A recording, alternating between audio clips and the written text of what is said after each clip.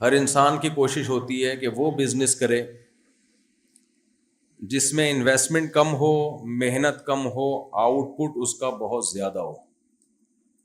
کچھ کاروبار ایسے ہیں ان میں محنت بہت زیادہ ہے، پیسہ بہت زیادہ ہے، لیکن ارننگ کم ہے۔ آپ نے دیکھا ہوگا مزدور کتنی محنت کرتے ہیں، کتنا کھپاتے ہیں اپنے آپ کو، ملتا کیا ہے بیچاروں کو؟ ایک دہاڑی جس میں نہ وہ گھر خرید سکتے ہیں، اپنے بچوں کے لیے بمشکل 2 وقت کے کھانے کا انتظام کرتے ہیں۔ لیکن بہت سے لوگ ایسے ہیں کہ جنہیں کچھ بھی نہیں کرنا پڑتا، ایک سائن کیا بس کروڑوں روپے کما لیے بیٹھے بیٹھے۔ تو دنیا میں ہر شخص یہ چاہتا ہے کہ میری محنت کم ہو لیکن اس کا رزلٹ زیادہ ہو، پیسہ بھی کم سے کم لگے، نتیجہ زیادہ اچھا نکلے۔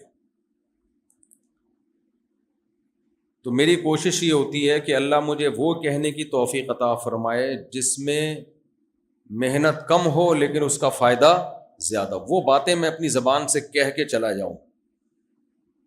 کرنے کے لیے تو بہت کچھ ہے، بولنے کے لیے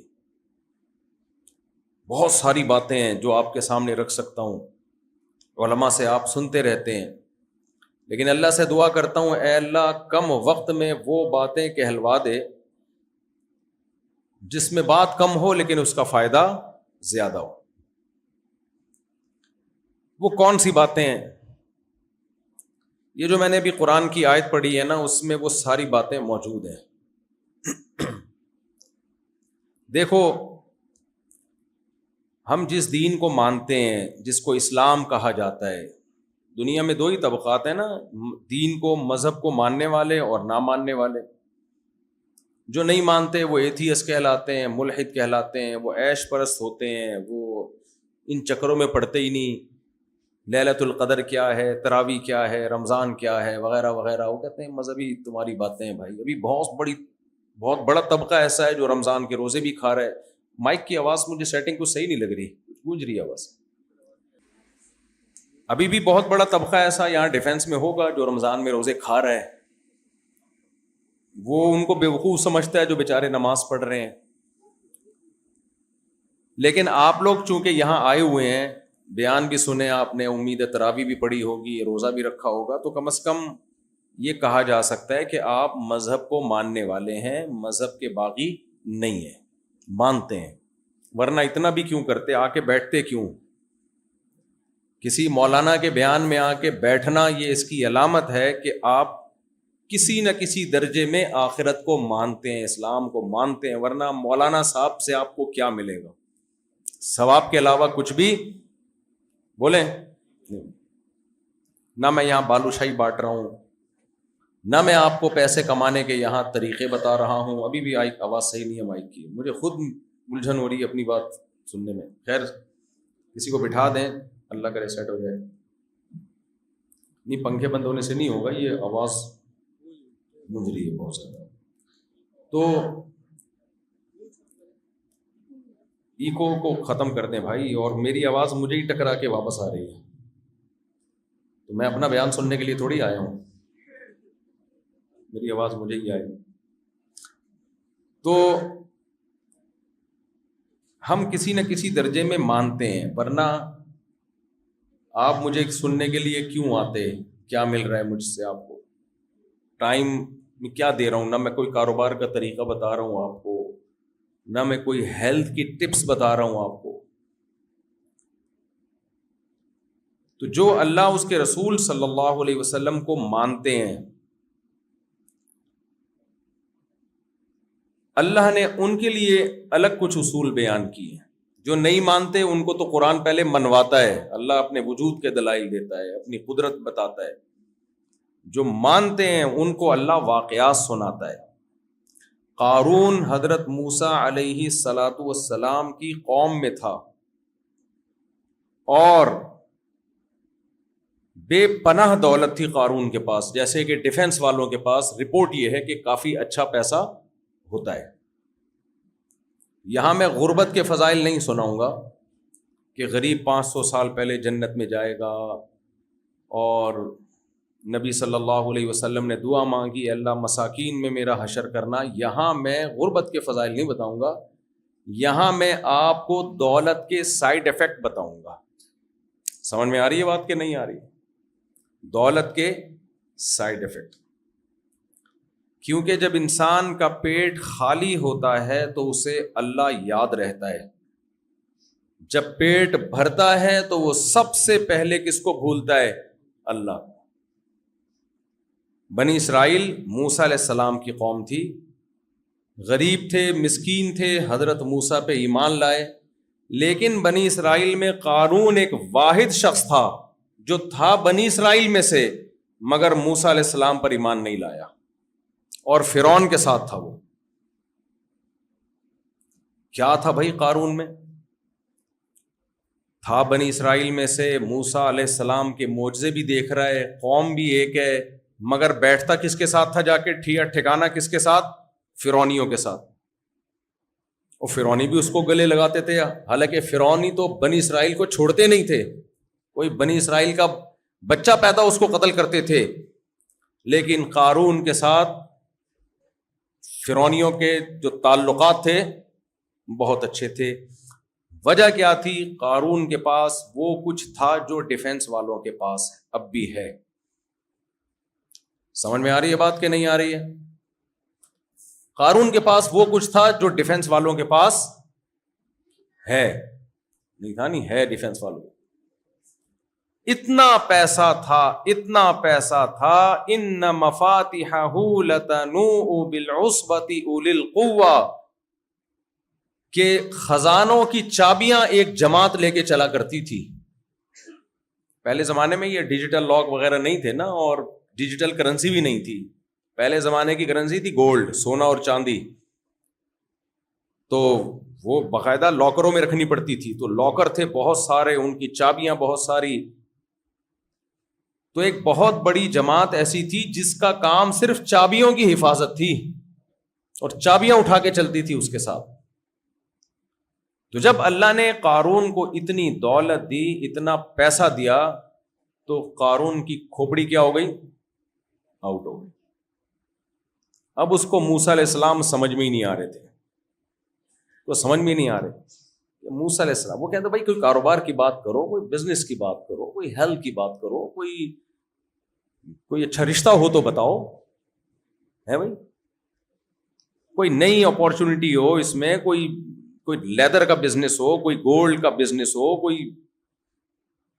یہ کیا بات ہے کہ اللہ پہ ایمان لے آؤ، آخرت ہے، جنت ہے، جہنم ہے، نافرمانوں کے لیے آگ رکھی اللہ نے، جو اللہ کی مان کے چلتے ہیں اللہ ان کو کامیاب کرے. کیا مولانا والی باتیں لگا کے رکھی ہوئی، کیا مولویوں والی باتیں ہیں یہ.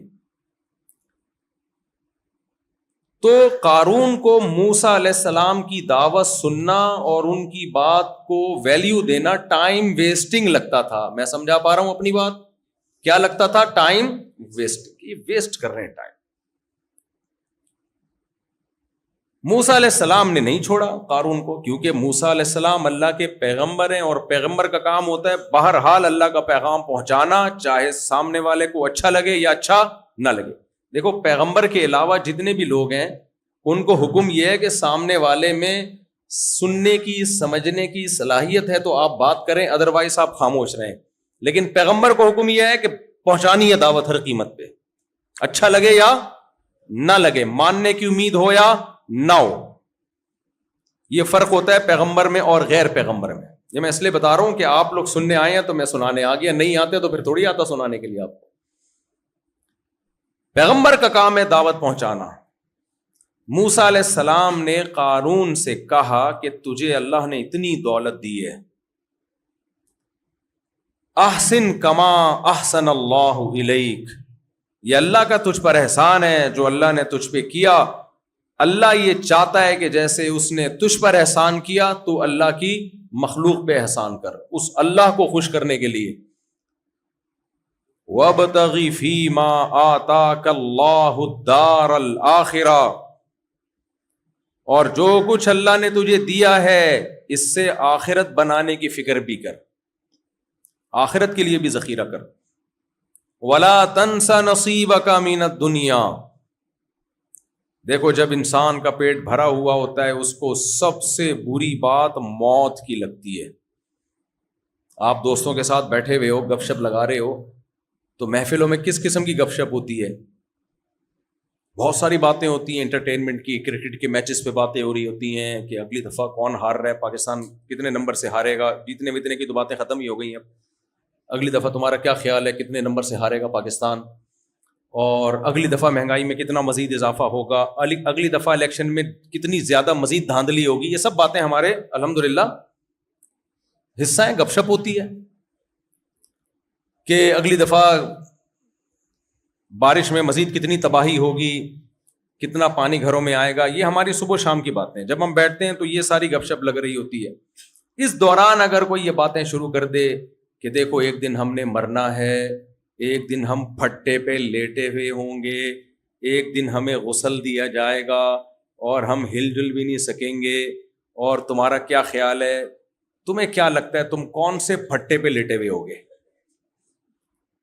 اچھا لگے گا اس اتنی اچھی باتوں کے دوران دودھ جلیبی کی باتیں ہو رہی ہوں اور اس دوران یہ بیچ میں کباب میں ہڈی لگے گا کہ نہیں لگے گا؟ مجھے لگ رہا ہے آپ لوگ کو میں سمجھا نہیں پا رہا, شاید جواب تو دینا تھوڑا سا.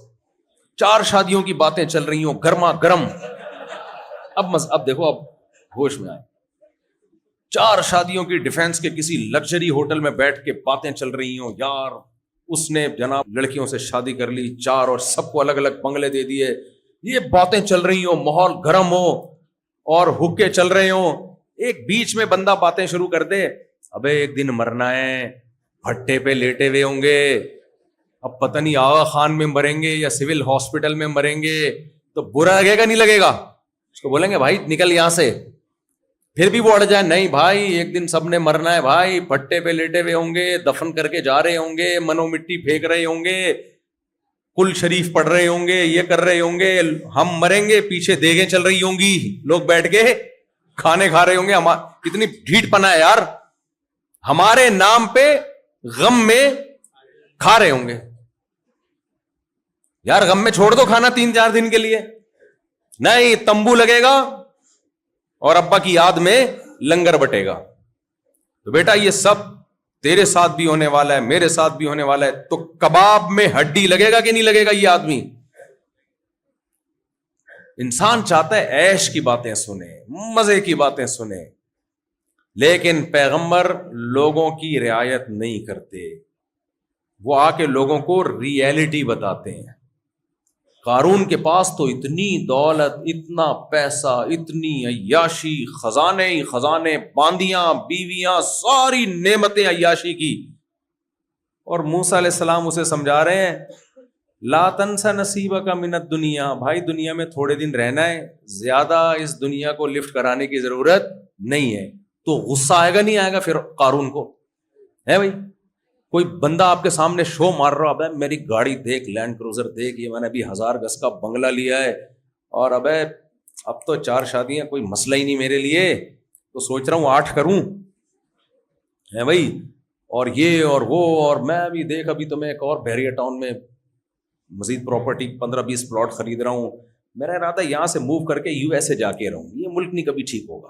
بڑی بڑی باتیں کر رہا ہوں, یہی باتیں ہوتی ہیں آج کل. اب میں تو چھوڑ رہا ہوں, میں تو UK جا کے موو ہو رہا ہوں, یہاں سے میں تو وہاں جا رہا ہوں, میں تو وہاں جا رہا ہوں. اتنی زبردست باتیں کر رہا ہو اور سامنے آپ کا دوست بول دے بھائی مسافر خانہ ہے, تھوڑے دن میں قبرستان جا رہا ہے, تو تھوڑے دن میں کدھر جا رہا ہے, اور آپ کو ڈیفینس کے قبرستان لے جائے, یہ جا کے دیکھ یار تھوڑے دن میں تو کدھر آ رہا ہے. اور تھوڑے دن بھی زیادہ نہیں ہے, 10 سال 20 سال 30 سال, بہت زیادہ 30 ہو گئے. اس سے زیادہ کون زندہ رہتا ہے یار؟ جن کی عمر 50 سال ہو گئی, بہت زیادہ نکال لیں گے تو 30 سال نکال لیں گے نا. کتنا زور لگاؤ گے بھائی؟ اینٹی ایجنگ چیزیں کھانا شروع کر دی ہیں لوگوں نے, یار اس سے جو ہے نا جو بڑھاپے کا پروسیس تھوڑا سا ڈیلے ہو جائے. بس نہیں چل رہا کہ روک لیں بڑھاپے کو, رک تو رانی ہے, تو ڈاکٹر بتا رہے ہوتے ہیں یہ کرو, تو تھوڑا سا کیا ہو جائے گا بڑھاپا. کتنا تھوڑا سا 6 مہینے. جو کھانسی 1 جنوری کو آنی تھی وہ 1 جون کو آئے گی, تھوڑا 6 مہینے کیا ہو جائے گی ڈیلے. جو کینسر جنوری کی 1 تاریخ کو ہونا تھا وہ جون کی 1 تاریخ کو ہو جائے گا. تھوڑا سا جراثیم کیا ہو جائیں گے, یہی ہوگا, اس سے زیادہ کیا ہو جائے گا بھائی. جتنا بھی زور لگا لو. لڑکے جم جاتے ہیں, یہ ڈولے شولے بنا رہے ہیں تاکہ جوانی لوٹ آئے, بعض دفعہ وہی ڈولے بناتے ہوئے مر جاتے ہیں ہارٹ اٹیک سے. جم میں دیکھ بہت ساری موتیں ہوتی ہیں, کیونکہ وہ سمجھتے ہیں اینٹی ایجنگ, ہم اب یہ عمل کو ریورس کریں, تو ریورس کرنے کے چکر میں اتنا ویٹ اٹھا لیا کہ مدذلہ العالیہ, گئے مارکیٹ سے کیا ہو گئے, شارٹ.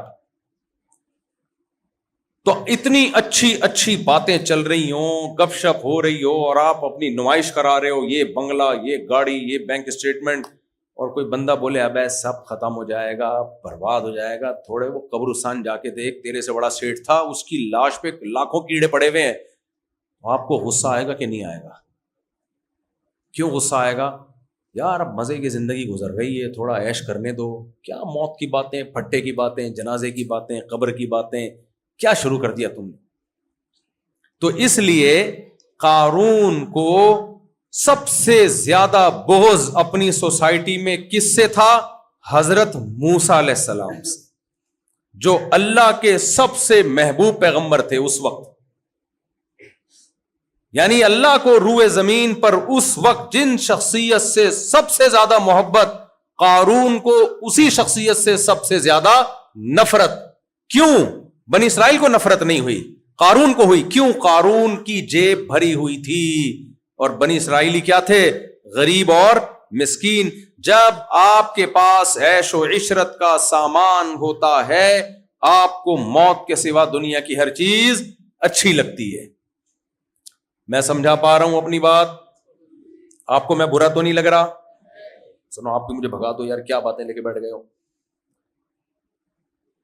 تو موسیٰ علیہ السلام نے کہا وَلَا تَنْسَ نَصِيبَكَ مِنَ الدُّنْيَا, بھائی دنیا میں بہت تھوڑا رہنا ہے, زیادہ اس دنیا کو فری کرانے کی ضرورت نہیں ہے. وَأَحْسِن كَمَا أَحْسَنَ اللَّهُ إِلَيْكَ, آخرت کی تیاری کر, اب وہاں جانا ہے. سارا ادھر کے لیے کر لیا تو نے, ادھر کے لیے کچھ بھی نہیں کیا تو نے. تو قارون کو نا موسیٰ علیہ السلام کی نصیحت بہت بری لگی. جب موسیٰ علیہ السلام نے زیادہ سمجھایا تو قارون کہنے لگا انما اوتیتہ علی علم عندی, کہ یہ جو کچھ میں نے کمایا ہے یہ اسٹرگل ہے. کیا ہے؟ محنت ہے, دماغ کا استعمال ہے, ہر ایک کو نہیں مل جاتا. ایسے لوگ کہہ رہے ہوتے ہیں نا کہ بھائی صاحب, وہ ایک لطیفہ میں سنا دوں, تھوڑا سا بچے بھی خوش ہو جائیں گے, تھوڑا سا بچے فریش ہو جائیں گے نا. ایک سیٹھ تھا, سیٹھ لوگوں میں مشہور تھا کہ یہ بہت بے وقوف ہے. اب وہ سیٹھ کو غصہ آتا تو لوگ مجھے بے وقوف, تھا وہ واقعی بے وقوف, اس کو غصہ آتا تھا کہ لوگ مجھے بے وقوف کہتے ہیں. تو اس نے اپنے چیلے سے, اپنے خادم سے کہا کہ یار لوگوں میں مشہور ہو گیا ہوں بہت زیادہ بے وقوف, تو ایسا کر میری ذہانت کو ثابت کرنے کے لیے نا تو مجھ سے کوئی پہیلی پوچھ. کیا پوچھ؟ پہیلی, تاکہ میں اس کا جواب دوں تو پتہ چل جائے کہ میں کیا ہوں, ذہین. لیکن اس کو خطرہ تھا ایسا نہ جواب ہی نہ آئے مجھے. تو اپنے خادم کو کہتا ہے پہیلی وہ پوچھنا جس کا جواب مجھے آ جائے, اتنی آسان ہو کہ اس کا جواب مجھے آتا ہو. ایسا نہ کوئی اتنی ڈیفیکلٹ قسم کی چیز لے آ کہ میں اور بے وقوف ثابت ہو جاؤں.